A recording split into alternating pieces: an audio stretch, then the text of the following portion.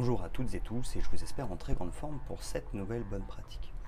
Aujourd'hui, je voulais réfléchir sur un sujet, mais souvent on parle de bonheur au travail. Alors d'ailleurs, souvent on dit oui, mais le terme bonheur au travail, il n'est pas exact. Alors il faut parler de qualité de vie au travail, de bien vivre au travail, de bien-être au travail. La question, c'est à un moment donné, qu'est-ce qu'il faut faire et par où on commence, quoi. Parce qu'à un moment donné, déjà, c'est compliqué de savoir quel est le bon mot approprié.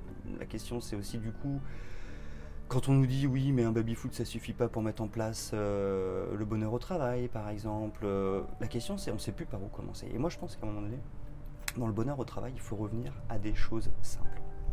L'objectif, pour moi c'est comme ça que j'y pense et que j'affiche, c'est que les gens se sentent bien.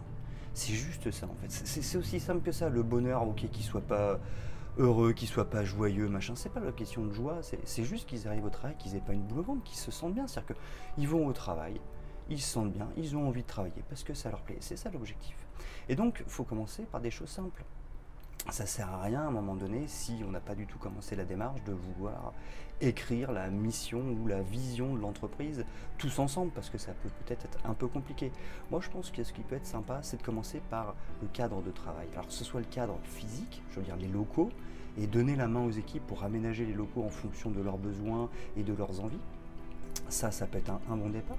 Et puis le cadre, j'ai envie de dire, le cadre moral, le cadre aussi qui va permettre de définir comment les relations entre les personnes doivent se dérouler. Et ça aussi, je pense que c'est quelque chose qui doit être défini tous ensemble. Et il suffit de faire une réunion, de dire voilà comment voulez-vous qu'on communique et comment voulez-vous que nos relations se passent. Alors généralement, je pense que les gens vont vouloir parler de respect, de choses comme ça.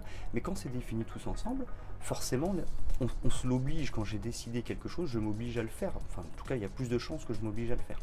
Donc je pense que commencer par des choses simples que sont définir le cadre physique, laisser les équipes définir le cadre physique de leur travail ainsi que je veux dire, le cadre qui va régir les règles entre les personnes, déjà je pense que c'est un bon début qui va pouvoir permettre de mettre un bon socle et de pouvoir ensuite développer la qualité de vie au travail, le bonheur au travail, le bien-être au travail.